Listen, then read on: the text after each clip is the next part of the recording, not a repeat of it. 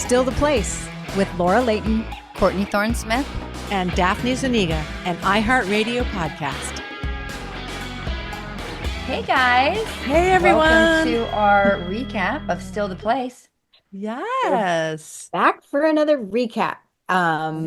Episode 23, in case anyone wants to catch up. Exactly. We're doing a little bit of a new format.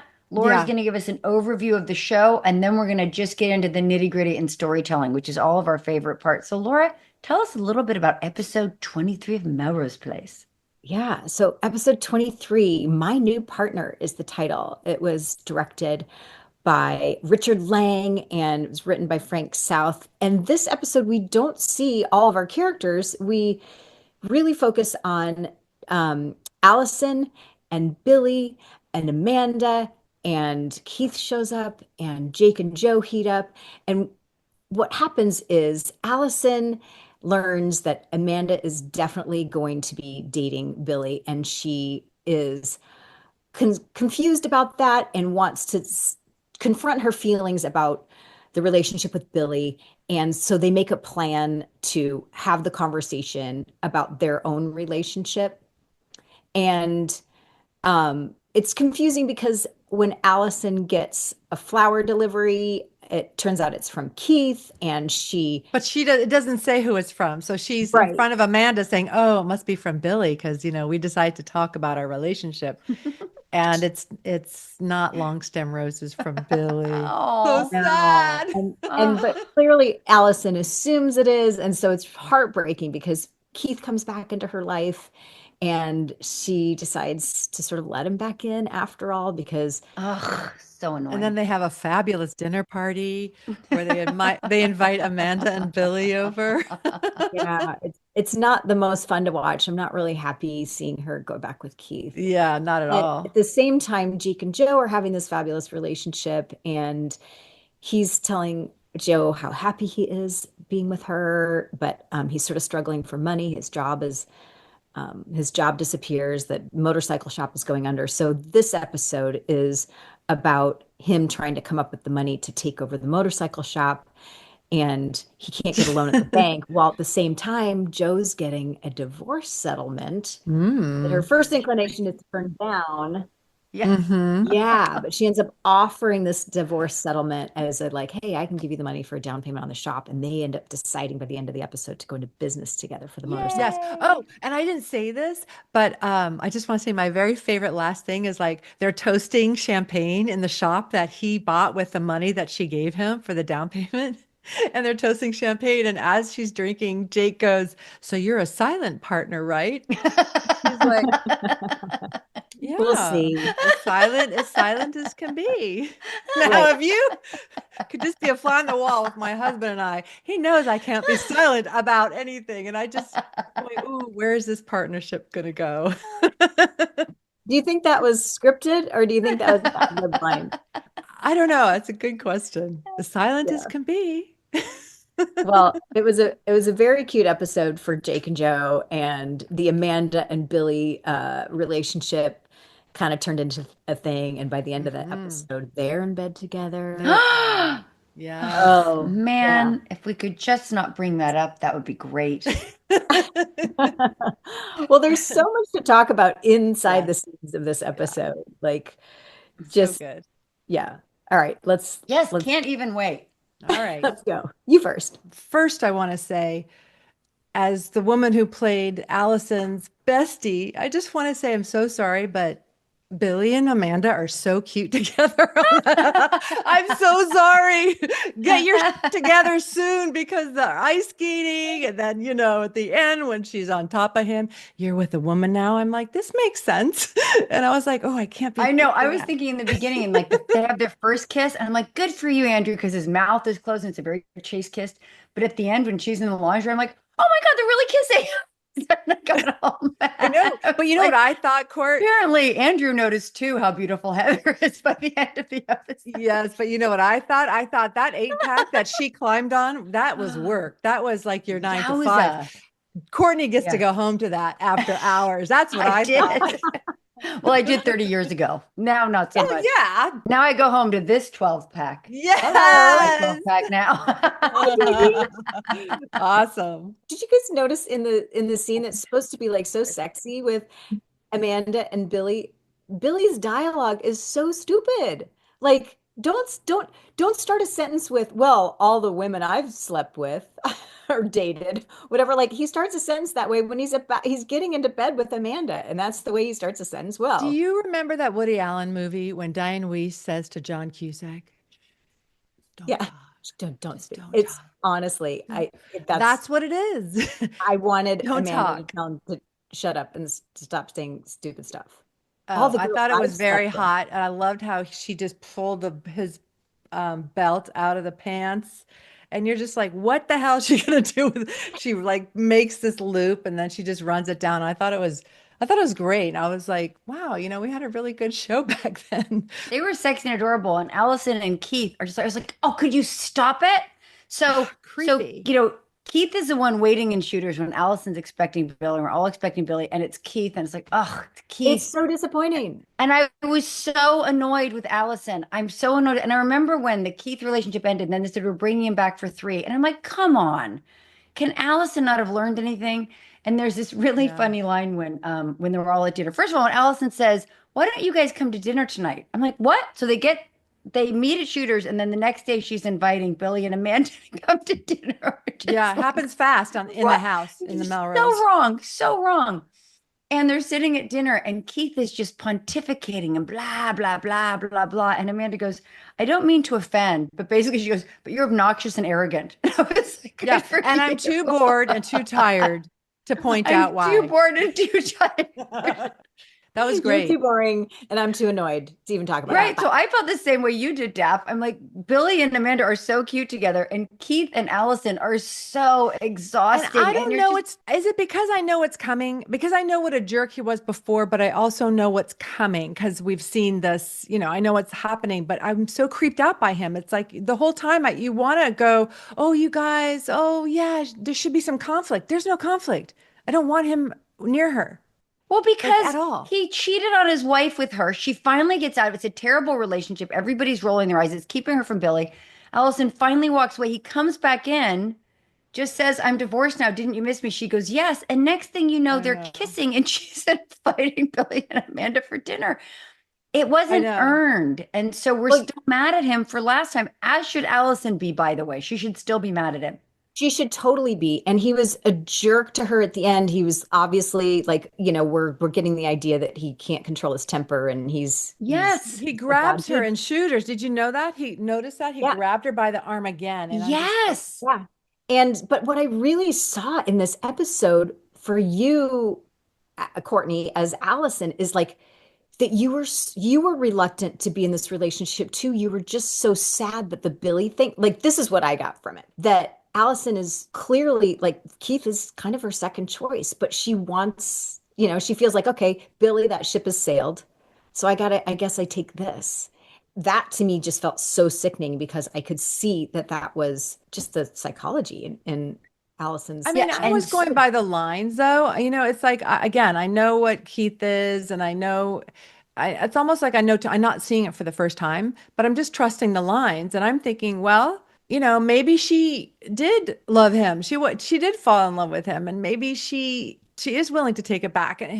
And she says, we got to start over. I'm not willing to just like hop in the sack with you and pick up where we have to start over. This is, slowly, first date type of yeah. thing. Get to know I each mean, other on these terms. she's saying the words, I still love you or whatever, but I don't believe it. It's like the way Yeah. she says it is what gives me like the heartbreak to go, oh God, she doesn't mean Yeah. that. She's just doing that because she well, and feels like, also so embarrassing. So the no, flowers come and she thinks that Allison thinks they're from Billy and makes a big to do to Amanda about, well, we had this talk and we're going to talk tonight.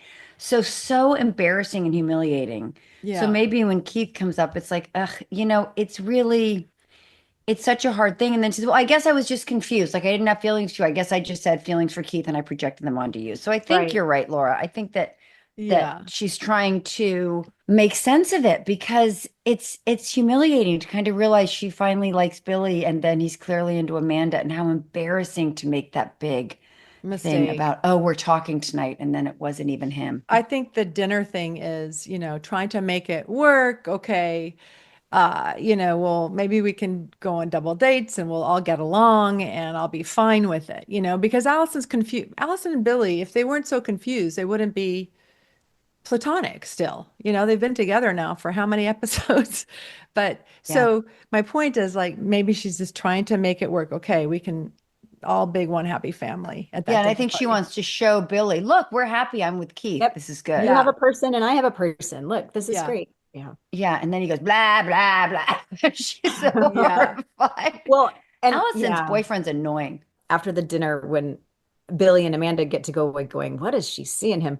But you have to stay there and be the character of Allison still in the moment going, why was Amanda goading you? Like that must have been so hard to I go instead of know. going, you need Yeah. to also leave. But no, She's just stepping right into this role, isn't she? I'm going to support him, even though he was like, there's a time and place to do what he was doing, going on about the environment. And you don't insult everyone. I know as an I think environmentalist. she's trying to convince herself. And also, haven't yeah, you ever, like, it's just occurring, haven't you ever had a bad relationships and all your friends are like, you should get out, you should get out, you should get out, but you have to, like, you're so in it. You're like, no, this is good. And here's why it's good. I think maybe yep, she's trying to rewrite the past and say, no, this was worth it. This was worth all the wreckage I caused. Like, he got divorced. This was worth it.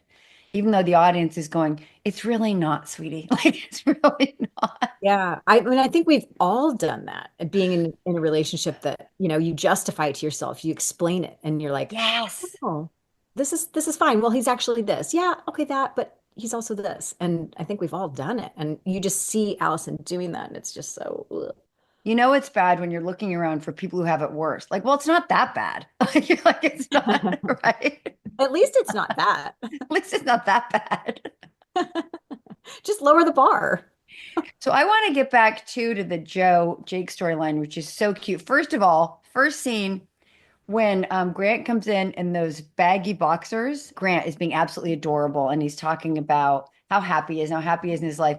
And at one point, she reaches out. You do this for us a lot, Daph. She touches his biceps. And I'm like, oh, thank you, sweetie. Thank you for doing that for the Do I audience. touch his biceps? Yes. I'm like, thank you for doing that. We all wanted to do that. I didn't know where else to grab. I mean, what do you do? It's like they need a close up as a semi I'm, close up. You got to go this. of Well, course you do.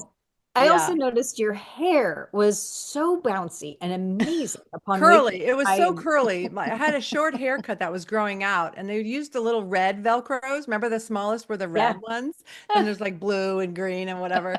But those little red ones, I was like, that was a red Velcro day because they Well, put it in all over, and then my little hair just comes all like. you had fabulous hair upon waking.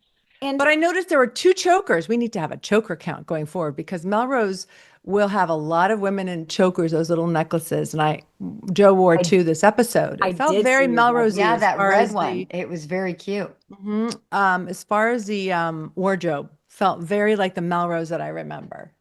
Yeah. I know that. But yeah, I love the Jake and Joe thing I thought was so great because it's like they're setting up home, you know what I mean? Yeah. And she's like, I believe in you. And, he's like, oh, I believe in you, but I don't want, your money. And then she's dressing him in that blue chambray shirt, the jean shirt and the tie. They're both Yeah, to go to the tying the bank. tie and that wool blazer. And she's just like talking him up and everything. It felt very like newlywedish or something, very supportive of But each did other. you notice? I noticed when I watched it today, you did a lot of accents in this one. So in the first scene, Yes. you're like, did you know Jeffro? And then in the last one, I think it was Russian. You are I very, was very thinking it was beautiful. I all, was like, is that Russian? Like, Oh, I yeah, didn't she notice did. that. Right, right. yeah. It's her fun. It's her playfulness. That's what I It was found. Like, it's a very adorable. playfulness. I Well, totally noticed Jethro. that. Like Yeah.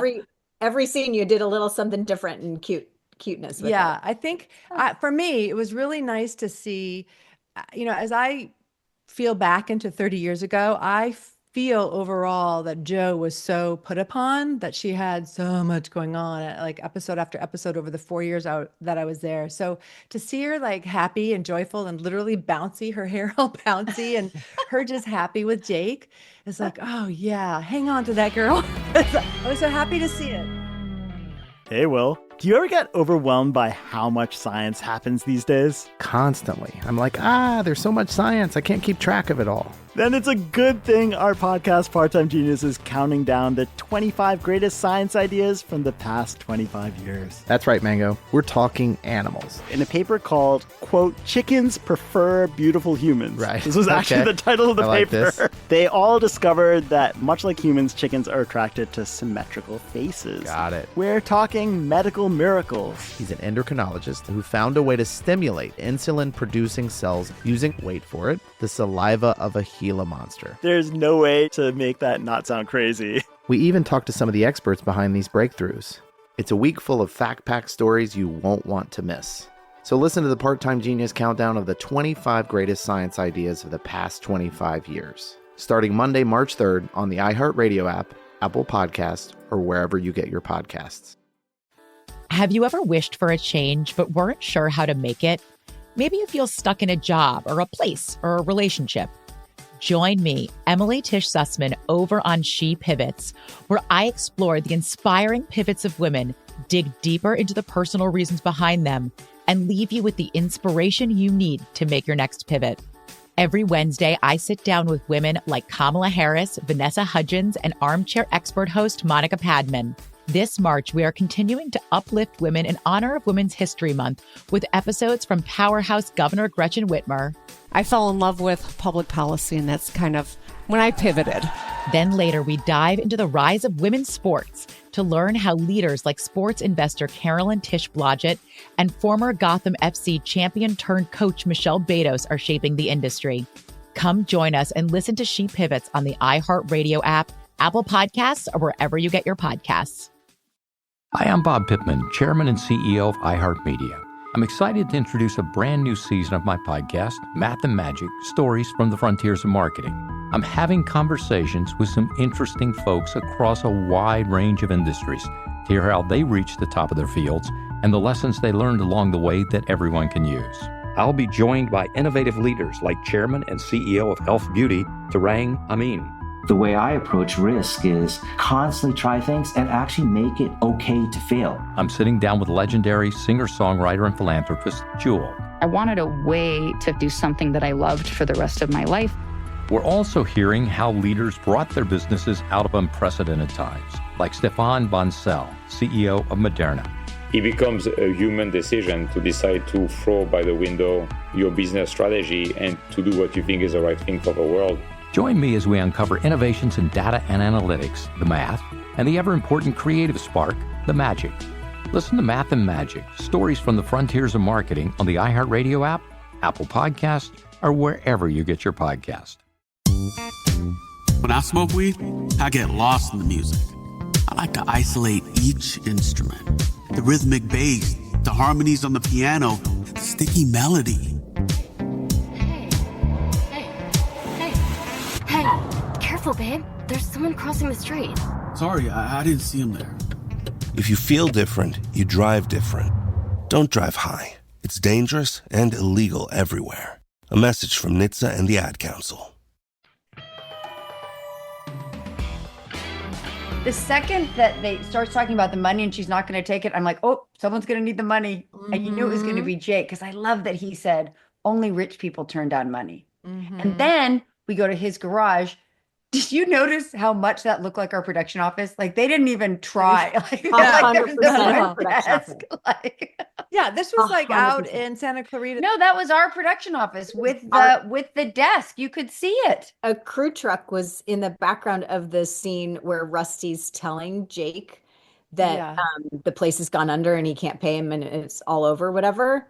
That, like, you can tell they're outside these offices that you're talking about, and you can see their breath. So it was like, early in the morning. I think it was February or something when this episode was shot, right? It's cold up there. Maybe I didn't remember it getting that cold. I noticed that too, that you could see their breath. Do you think it was because it was first shot up? there was one of our crew trucks in the background too. So it's clearly up on a lot, like right nearby. That you saw in the reflection? No, it was in there. It was actually in the background. Off in the distance, but you could see it.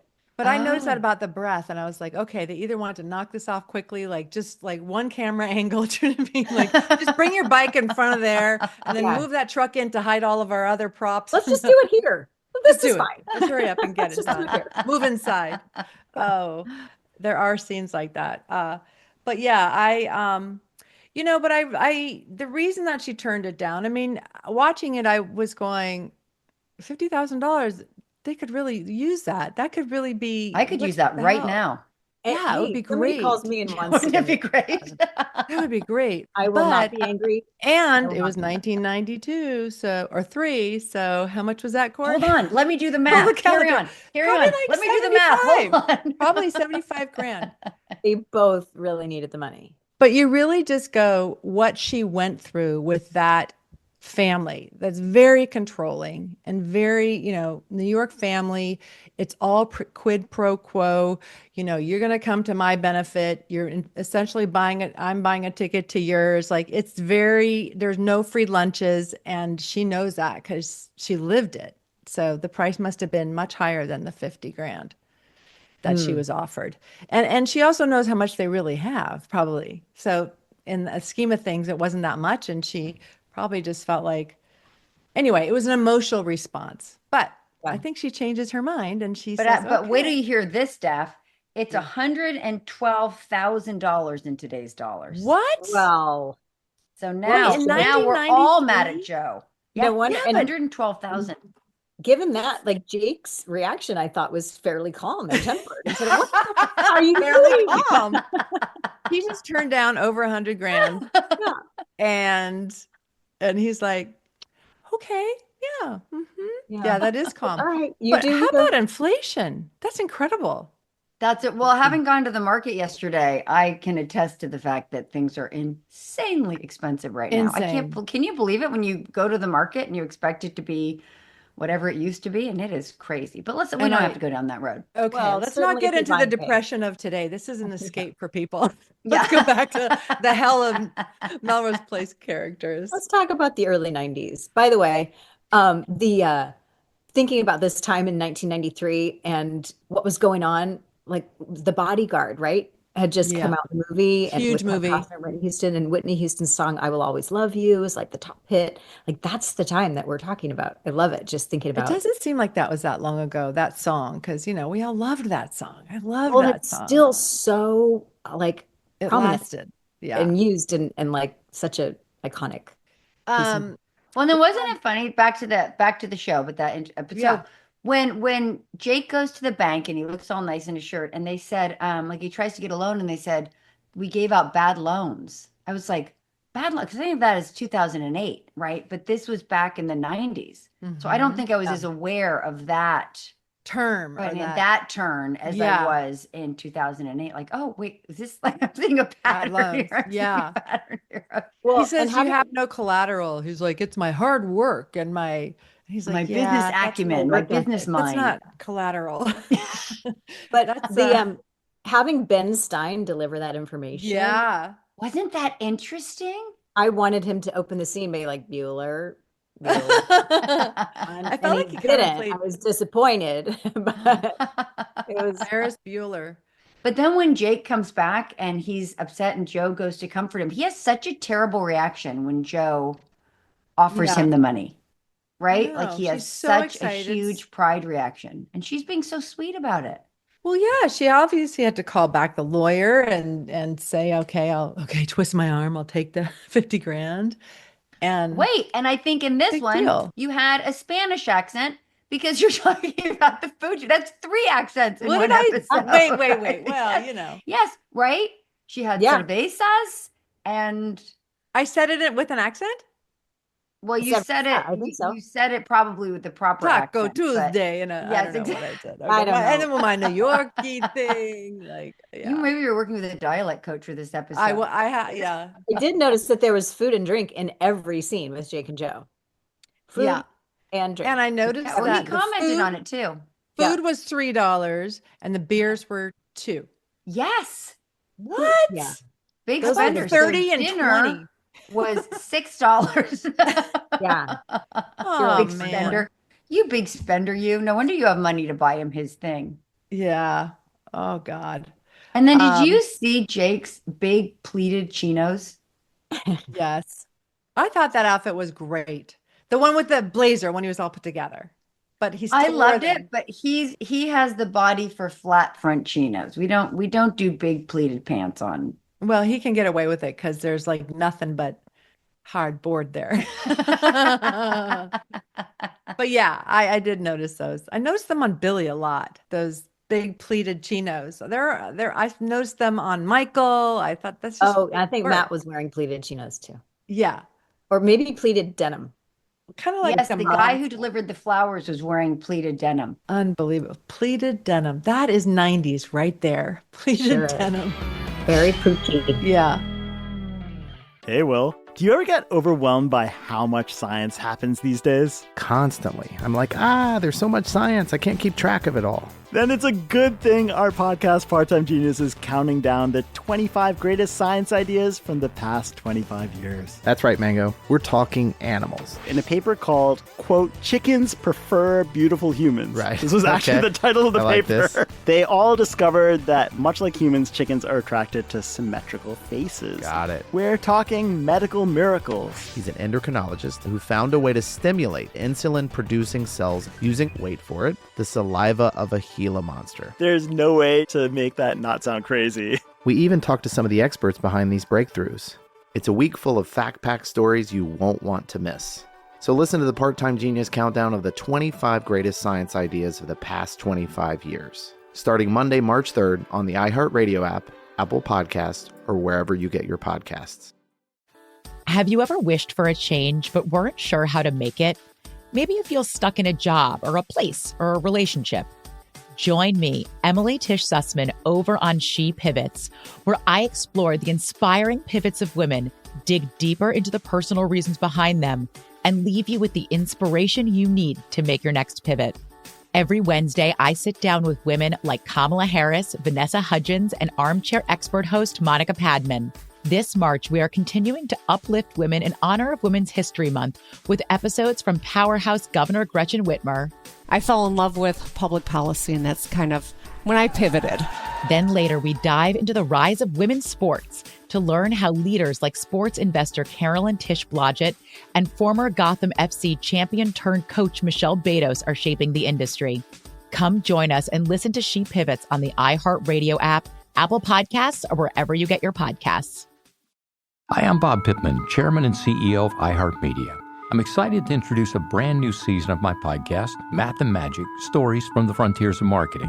I'm having conversations with some interesting folks across a wide range of industries to hear how they reach the top of their fields and the lessons they learned along the way that everyone can use. I'll be joined by innovative leaders like Chairman and CEO of Elf Beauty, Tarang Amin. The way I approach risk is constantly try things and actually make it okay to fail. I'm sitting down with legendary singer-songwriter and philanthropist Jewel. I wanted a way to do something that I loved for the rest of my life. We're also hearing how leaders brought their businesses out of unprecedented times, like Stefan Bancel, CEO of Moderna. It becomes a human decision to decide to throw by the window your business strategy and to do what you think is the right thing for the world. Join me as we uncover innovations in data and analytics, the math, and the ever-important creative spark, the magic. Listen to Math and Magic, Stories from the Frontiers of Marketing on the iHeartRadio app, Apple Podcasts, or wherever you get your podcast. When I smoke weed, I get lost in the music. I like to isolate each instrument. The rhythmic bass, the harmonies on the piano, the sticky melody. Hey, careful, babe. There's someone crossing the street. Sorry, I didn't see him there. If you feel different, you drive different. Don't drive high. It's dangerous and illegal everywhere. A message from NHTSA and the Ad Council. You know what else I noticed? I think there's product placement. I'd been noticing it for a couple episodes that, like, in the morning, Billy used to bring Allison juice. Here's your juice. Drink your juice. And then Jake brings Joe here's your juice and toast. And just after Billy has said, here's your juice, what, and it's constantly juice in the morning. Like, what is this juice? Yeah. But there was a very prominent Minute Maid bottle of orange juice in the shot. I thought, I wonder if that's a thing. Minute Maid. Everybody's drinking juice in the morning instead of coffee. Like, who are these people? Well, maybe that explains, because in the first episode, I'm making toast and squirting what I guess is fake butter. Margarine. Like we're out of a squirt. Yeah. Like of a squirt bottle. And I'm squirting. I noticed I didn't eat it. Like I noticed that I chose to not eat the toast. But that could that be product placement? I don't know, but what? Squirting margarine on their toast. I didn't see the brand, but I did see the squirt on that one. I saw the brand on the Minute Maid orange juice, and that made me go, okay, that's why we keep bringing everybody juice in the morning. That was pretty subtle in the beginning. I'm watching the show Bones, which I never watched before. It's adorable, by the way.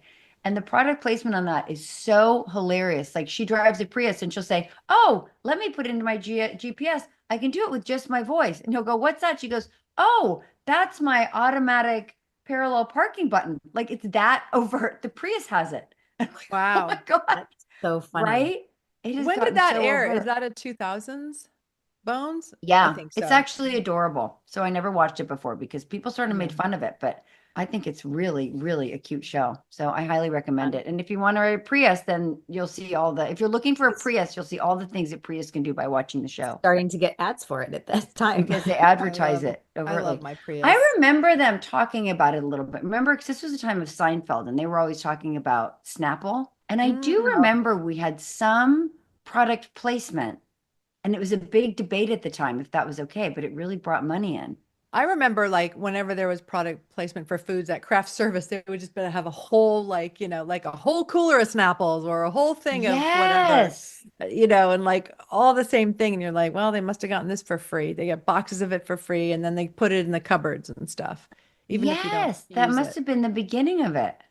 I think it was the beginning. Do you think we had a bunch of like Minute Maid juice boxes at the time? I don't know. I don't think we had juice boxes then. Just seems like. Did we? I mean, finally the mystery is solved. Is why is everybody drinking juice in these things? Now I know. That might be it. This was also Frank South's first script, and I thought it was really good. When Billy and Amanda, when Billy says, "Yeah, I've always, who do I love?" He said Hemingway. And he's like, yeah. And he goes on about how he's read everything, and how he's such a great writer. He's so simple, just goes on about, Hemingway. And I thought, okay, I want to see who wrote this. Because every once in a while, there's like a little Easter egg of like the writer. I could see like if that were Darren, I could see that being Darren, or now it's Frank South who thought that is when he was a young writer. Because he's a literary reference, just wanting that. So I'm just going to put it in there. And just like that poem, remember? Oh my gosh. Remember he was talking, who was it? Chip talking about, or was it Chuck Pratt talking about Frank South and how he was so literary and putting poems. Yeah. Remember when Jake reads that poem to Joe and he's like, get rid of the poem. So this is the same writer. That's Frank South who he was talking about. Yeah. Yeah, he didn't want it to be a soap opera. And you can kind of see it in the script. I thought it was a really good, really fun script, well crafted, and the lines were great. Did you guys notice that Michael, Jane, and Matt weren't in the episode at all? Right. They didn't appear once. And we barely even had a Rhonda sighting. She was like an extra in the shooter scene. They were really focused on these two relationships. Yeah, it's like so many people just barely appeared, if at all. And they, they have to be paid because they're series regulars. So they got paid for those episodes, even though they didn't appear at all. Yeah. Well, it really started, you remember it, if you had a really strong storyline, you were there all the time. And then if you didn't, you were just gone because there were so many characters to take care of. You'd be golfing. I remember Grant golfing, and maybe Thomas too, because there's a golf club out there. There was a golf course out there, or napping or whatever. They were so nice to us that, it was so well run that they could look at the schedule and say, yeah, you have 3 hours off. And they would let us go for 3 hours. Yeah. Right. But that's not far. pretty rare. Not far. But, we could go to Target. The guys could go hit golf balls. Like, that's pretty rare that you can actually leave.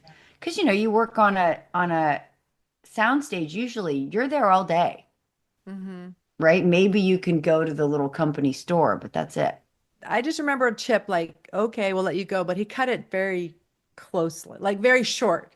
Like I would come back and still wait 2.5, 3 hours. Do you know what I mean? Before I got to makeup. They needed to be sure that you were back in time. It wasn't like, and you're but doing the math like, oh, the things I could have done in that extra time.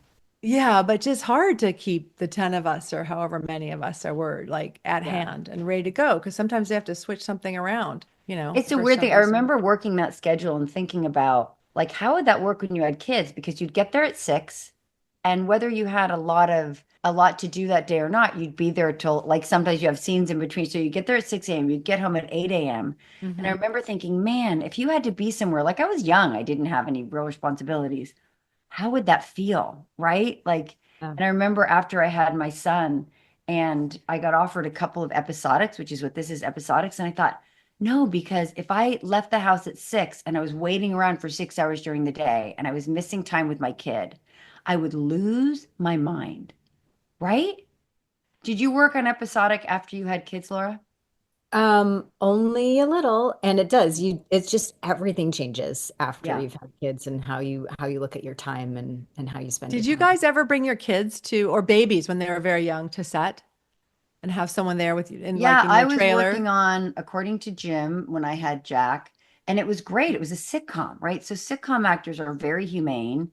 And he would come with me, and it's so relaxed. It's a very different world. And then one time I did a guest spot on a show, and they asked me for like this specific week, and it ended up the one day I worked was on Jack's birthday. And it was just a couple scenes, but you know how episodic goes. It ended up I was there from morning, and then I thought I'll be back in a couple hours, and it was 8 o'clock at night. And he's like, "Mommy, where are you? Where are you?" He's probably only 8. Oh, I was dying. And then I said, I'm done. I'm done. I started leaving. They said, no, no, no, we've added you to a scene. And I just started crying. I was like, no, you can't. You can't. No, no, you can't. And they were like, good news. We've added you to a scene. And I lost my mind and they let me go. And shockingly, they didn't ask me back. But she's so difficult. But it was like, it was his, like the one day of the entire year. But the lesson I took from that is episodic wasn't the right thing for me. Like just as a mom, it was too hard because I was around. Like for people who have full-time nannies and they know they're going to work full-time, that works for people, but that's not how I had it set up. So I thought, okay, this doesn't work for me. Yeah. So like you mean episodic, episodic, like great job as a mom. Right. Well, it's a great job for anyone because I think it's it's a very late It's in the so day humane. and Schedule is rehearse and then shoot. But episodic, you mean an hour drama. That was Ally McBeal, wasn't it? Wasn't that Hour episodic? drama? Yeah, that was before I had Jack. Those we would work before. 18-hour days on that show. Those were crazy hours down in Manhattan Beach. Those were crazy hours. Oh, Manhattan Beach. I've never shot down there. Was that It's kind of like beautiful once you're there, but it takes a long time to get there. It wasn't, it was equidistant. It may have even been closer than Santa Clarita, but the drive to Santa Clarita, you're going against traffic. It was it was 30 minutes. Freeway. Manhattan Beach can be an hour just if traffic's not on your side. So, so much about and I was thinking too, and I just want to say this quickly. I know we have to wrap up, but I was thinking the beginning scene, and Allison again is really annoyed through the whole show. She's just cranky, cranky, cranky. And I thought, one of the things we talk about a lot is how much fun it is to have this time together now and we see people. And I thought, part of why Allison is so intense is I just took myself more seriously in my 20s. Like one of the great things about getting older is I just don't take myself so seriously. I feel lighter. Don't you guys feel that? Like I just go through I'm lighter. I have such better perspective on what's important and what isn't. Perspective is a wonderful gift. Yeah. Yeah. So that's part of why there's not as much gradation in my performance as Allison. I just think so many more things felt serious to me. I just wasn't light about things as I am now. Like I really want to enjoy the moment now. I don't think I got that as much when I was younger. For sure. Yeah. Well, also like these scripts are coming fast and furious and you're working all the time. Like you don't have a whole lot of time to like, whatever, really find all the layers or have time to even play them and stuff. But I actually thought you had a very nuanced performance in that because I could feel that Allison was not actually doing what she wanted, but what she just was going to settle for. And I just think that's a nuance that I don't know. I think having picked I that don't up. think of Melrose Place having nuance at all. So I'm Right, a little but I think trying that's to the figure way out you what you're play Well, it. saying. Daphne, that's why it was all the more impressive that I nuanced the ass out of it. I didn't. You That's did. very You sweet of you to nuanced say, the Laura. I hell don't out know of if I it. did or not, but I was realizing going, I was more serious. Like I laughed a lot. We did laugh, like we did have fun, but I just think that was part of it. I think I was just Absolutely. serious then. Like this was Yeah. serious work, even though we knew it Yeah. was And Melrose Place and it there's was a lot light. on our plate. There was a lot on your plate, on all of our plates. And I was 30. You guys are late 20s. You're probably middle 20s, I was Laura, early but 20s for the love you were of early God. 20s. Okay. Well, I was 30, I think, when I started, or about to be something. But that's young and you have all this on your plate. So I think you have to be serious. There's like a real intention. There's an intensity to it. For me, I Yeah, but I still remember. think that if I were to do it now, I think I'd have a lot more fun with all Well, of of it. course, it would be Yeah. night and day different. And I would be like, All right. they're so cute together. You'd be all over Billy, like that. Well, Well, so good to see you guys as Yeah. always. you This Yeah. was too. super fun. The next episode, you guys, is called Bye Bye Billy. So I'm curious, what is that going to mean? We better find What out. does that mean? Where is he going? We're in the third trimester of season 1. The We're what? really- That's why our ankles are so swollen. The I'm third glad we trimester? Well, we'll see you guys soon. Thanks again for tuning Yay. in. Don't forget to subscribe and download, and we'll see you next time on Still the Place. And we'll see you for the Melrose Minute. Mwah. Woo-hoo. Bye, guys. Bye, everyone. Bye.